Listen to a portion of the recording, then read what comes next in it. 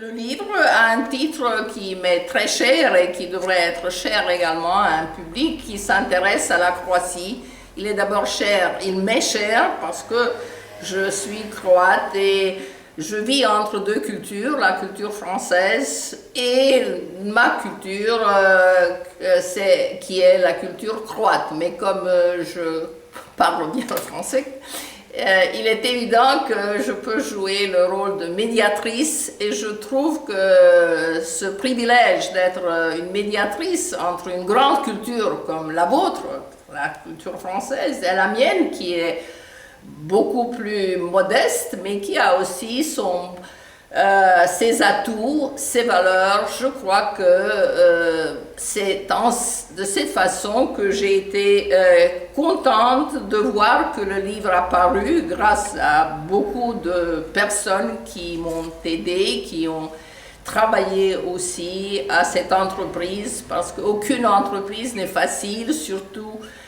celle qui engage beaucoup de personnes qui doivent collaborer et être entièrement favorables à des obstacles. L'autre point, c'est que ce livre est suffisamment, on a dit qu'il était écrit d'une manière vivante, donc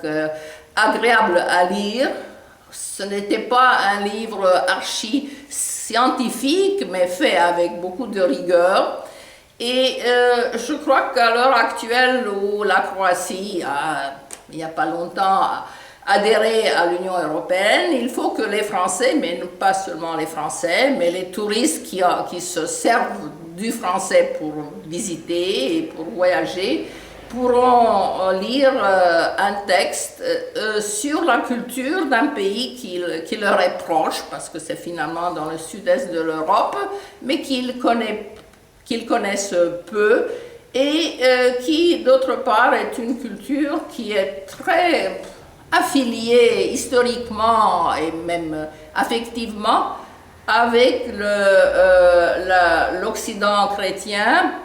et la France. Donc un ouvrage que je recommande pour les touristes férus d'aventure, mais pas jusqu'en Polynésie, mais en sud-est de l'Europe, pour découvrir une culture, une mentalité, grâce à un livre qui pourra leur servir d'aide et d'instrument de réflexion.